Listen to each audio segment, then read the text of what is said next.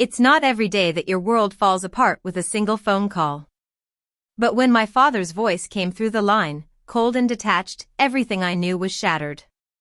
"You're no longer my daughter." The words echoed in my mind, like a death knell. No softness, no love, just finality. My heart raced, each beat like a warning. I thought I'd misheard, but he repeated it, this time slower, more deliberate. "You hear me?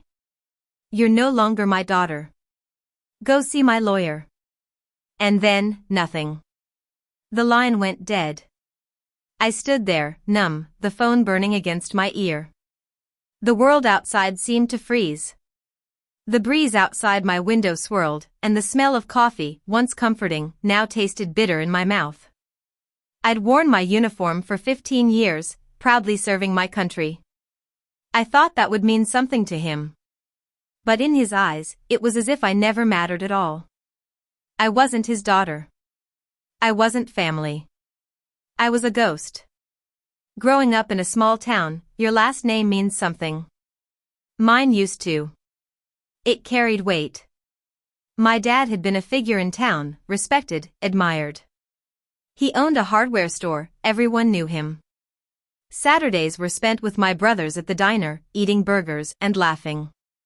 But after my mom passed, things started to crumble. Dad remarried quickly, to a woman who smiled too much, whose heart was made of glass. She had her own kids, and just like that, I was the odd one out, the reminder of a past he wanted to forget. It wasn't overt, but I could feel it in the way he avoided me. He never introduced me as his daughter. I was always the girl from before. I thought maybe, with time and with the uniform, he'd see my pride, our pride. But that call proved I was chasing a shadow. I didn't go straight to the lawyer's office. Instead, I drove. The road stretched out in front of me, the spring air whipping through the open window, my hair flying behind me. My old Chevy, beaten and patched together with my own hands, hummed beneath me like it knew the weight I carried. I passed fields of green and houses with kids laughing, playing catch. American life, just like I remembered. But now, it felt like I didn't belong. My own father had cut me loose. By the time I parked outside the lawyer's office, the sun had begun to set, casting a tired red glow from a bar sign nearby. I sat in the car for a long minute, my reflection staring back at me through the windshield. My uniform was still stiff from training, the insignia on my shoulder catching the street lamp's light. I thought of my mom. She would have told me to stand tall, chin up, no matter what. She used to say the uniform was more than just fabric, it was a promise, to the country and to myself. So, I squared my shoulders, stepped out of the car, and walked inside. The lawyer's office smelled of old wood and lemon polish, the kind of smell that always made me think of secrets. The walls were lined with thick binders, each one whispering stories of documents and deals. Behind the desk was Mr. Holloway, a man who had once been confident and firm in his handshake. But when he saw me, his eyes widened. His hands trembled, the pen he was holding clattered against the desk. He quickly scooped it up, but I could see the fear in his eyes. "You must be..." he stammered. "Yes," I said, my voice steady, letting the weight of my uniform fill the room. "I'm his daughter." The silence that followed was heavy, suffocating. He cleared his throat, adjusted his glasses, and began shuffling papers. The unease in the air was thick enough to touch. Something was wrong. What had my father put in that will? Holloway's hands were shaking again, a tremor that seemed to mirror the fear in his eyes. He looked at me like I was a ghost, like he couldn't decide whether to fear me or pity me. I leaned forward, steadying myself. "My father told me to see you," I said. "He said you'd explain everything." Holloway swallowed hard. "It's complicated," he muttered, his voice barely above a whisper. Complicated? The word echoed in my mind. Wills are supposed to be simple, straightforward, a final act of intention, a legacy. But now, here it was, wrapped in layers of uncertainty. I kept my gaze locked on him, my voice firm. Then start explaining. He hesitated, his eyes flicking between my face and the medals on my chest. Then, with a sigh, he pushed a folder toward me, the paper rustling like a confession. Your father made certain changes, he said, his voice breaking. I leaned in, my curiosity now a burning need. What kind of changes? I asked. For the first time, I saw fear in his face. Changes, he whispered. Changes that could ruin everything. The words hung in the air like a storm waiting to break. What had my father done? Holloway continued, but his voice was distant, like he was already anticipating the fallout. There's a new provision, he said slowly, a no contest clause. His hands shook as he pushed the papers toward me. If you challenge this, you forfeit everything. I stared at the words on the page, the weight of my father's betrayal sinking in. This wasn't just a will. It was a weapon, a tool to erase me completely. I felt the heat rise in my chest, the anger mixing with disbelief. $10? I repeated, almost laughing. That's what I get? After everything? After all these years? Holloway's silence answered for him. He knew this wasn't just about money. This was about something deeper. My father had used the will to write me out of everything, to erase my very existence from the family history. I could feel the weight of the papers in my hand, the bitterness in the air around us.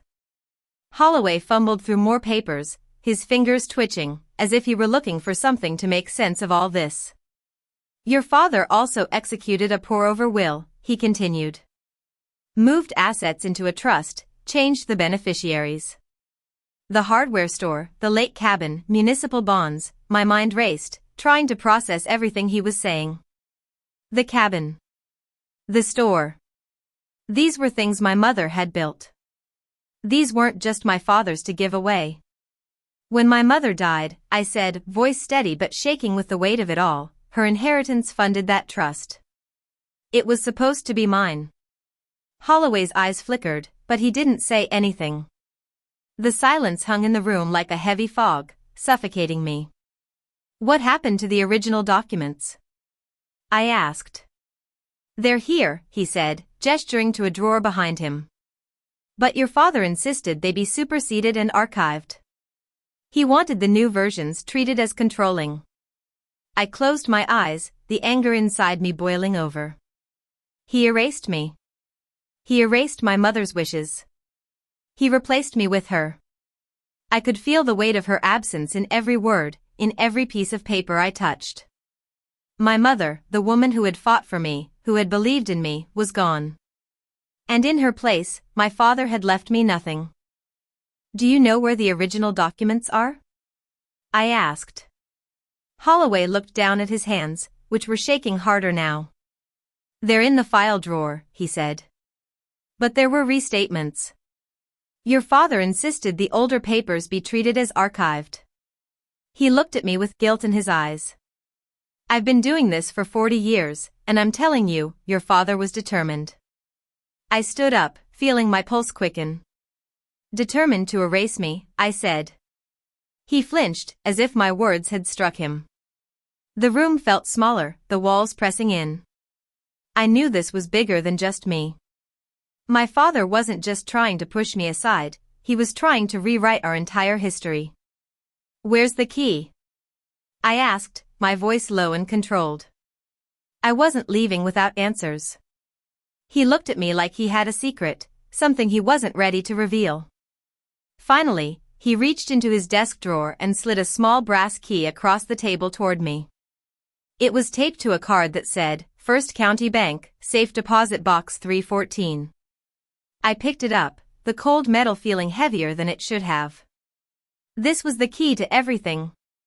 The key to my mother's legacy, to the truth that my father had tried so hard to bury. There's a letter, Holloway said, his voice barely a whisper. Your mother left it with me years ago. She told me to give it to you when you turned 21. Your father asked me to hold it. He said he'd handle it himself. The key burned in my pocket as I stood up. I didn't need Holloway's help anymore.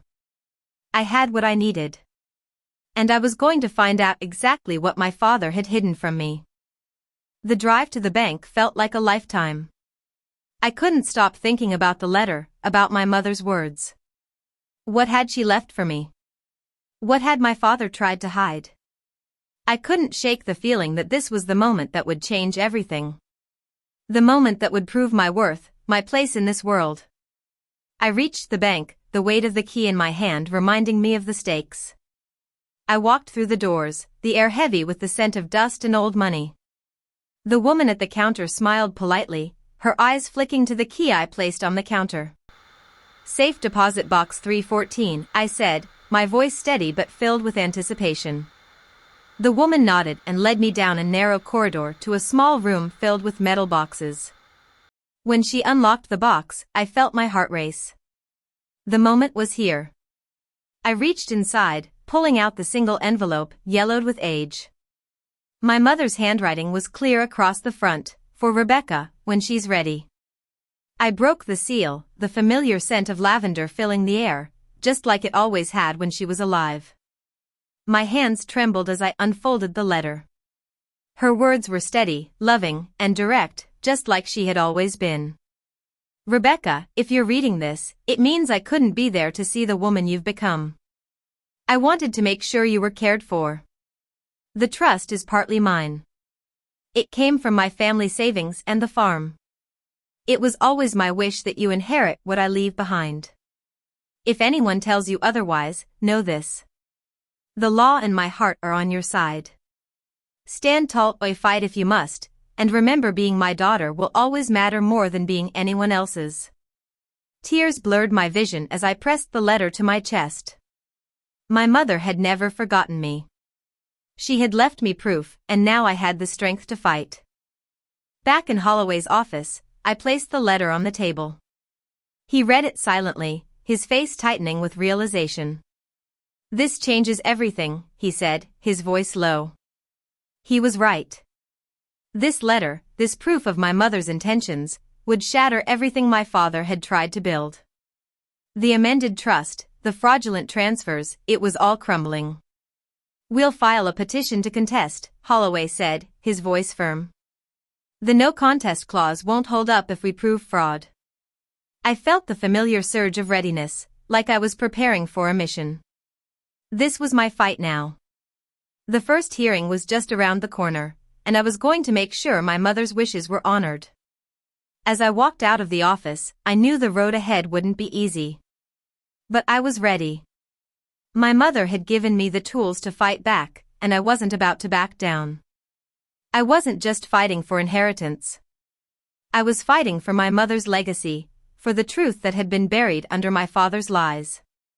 And I would make sure that truth was heard. The process had begun. The first hearing took place 2 weeks later, at the local courthouse.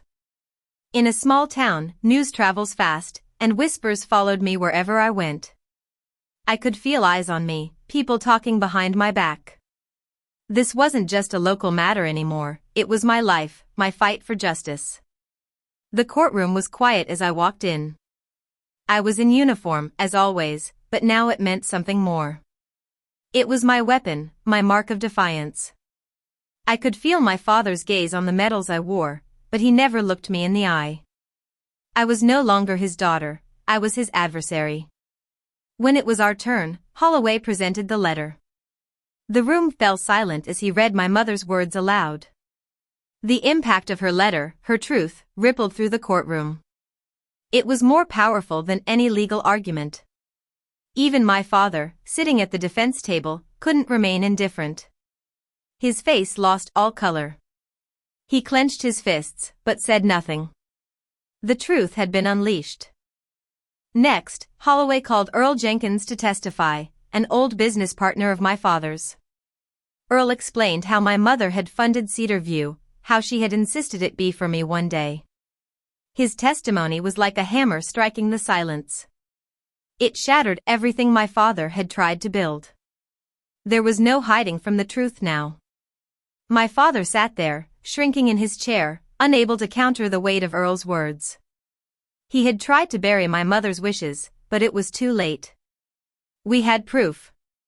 The courtroom had become a place of reckoning, not just for my father, but for the false life he had tried to create. We won the first round, but it wasn't a victory to be celebrated. It was a quiet, painful triumph. The battle wasn't over. My mother had left her mark, and now I would ensure that it was honored. As the case moved forward, I felt no joy in my progress. This wasn't a win, it was survival. After the hearing, reporters crowded the courthouse steps, microphones thrusting at me from every direction.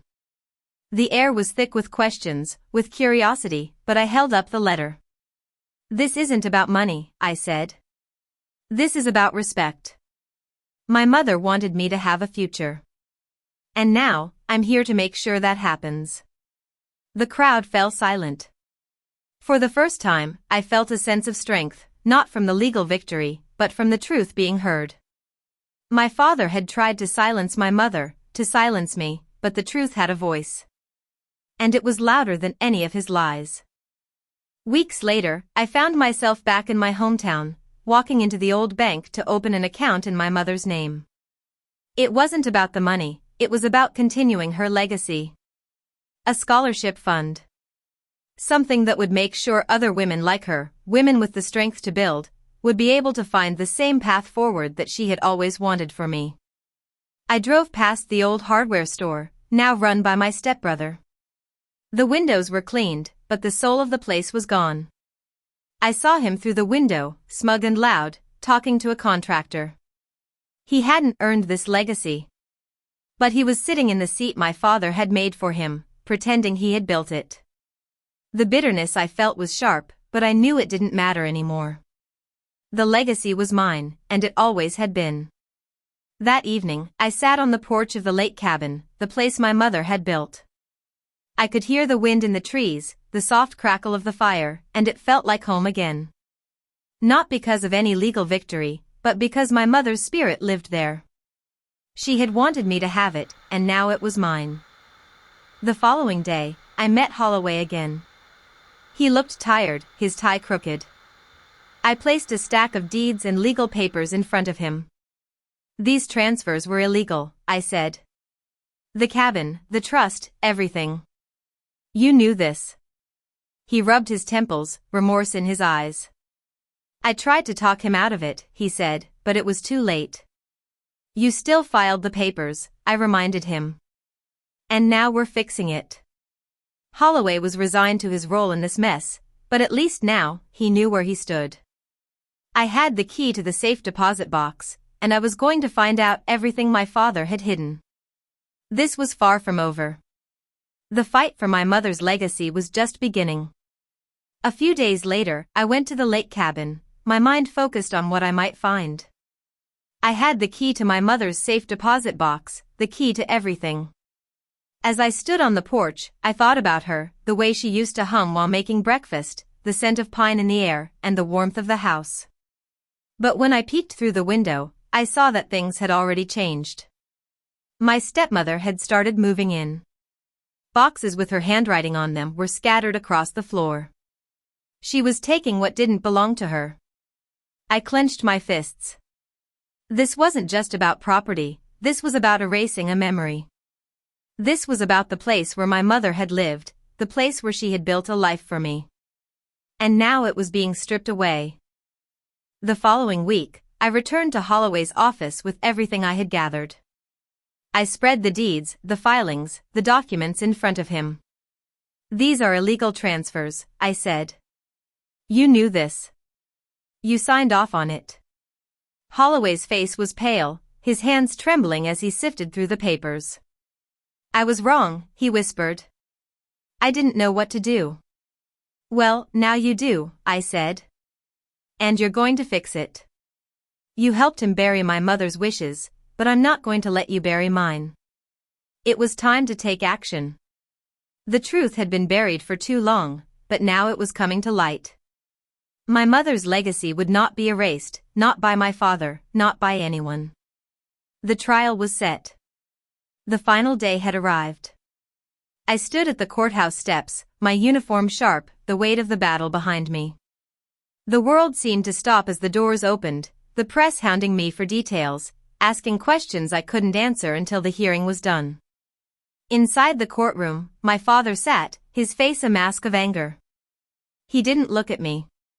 He didn't look at anyone. But when Holloway presented the letter, when my mother's words filled the room, the tide began to shift. This was not about money. It was about honoring her, honoring the truth that had been hidden for too long. The judge examined the documents, the witness testimonies, and when he delivered the ruling, it was clear. The amended trust was invalid. My mother's share, her legacy, would pass directly to me. The courtroom was silent. My father's face had drained of color.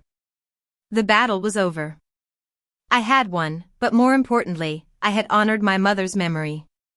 Her voice had been heard, and no one could erase her again. That evening, I returned to the lake cabin, standing at the edge of the porch where the wind whispered through the trees. I had reclaimed what was mine, not just property, but my mother's love, her memory, and her legacy. The world outside was still, but inside, I felt a quiet peace. The battle had been long, but I had fought for what mattered. My father's betrayal had been laid bare, but I was no longer the person he had tried to make me. I was Rebecca, my mother's daughter, and I would never be erased again. And so, I sat on the porch, watching the stars slowly appear in the sky. For the first time in years, I felt like I belonged to myself.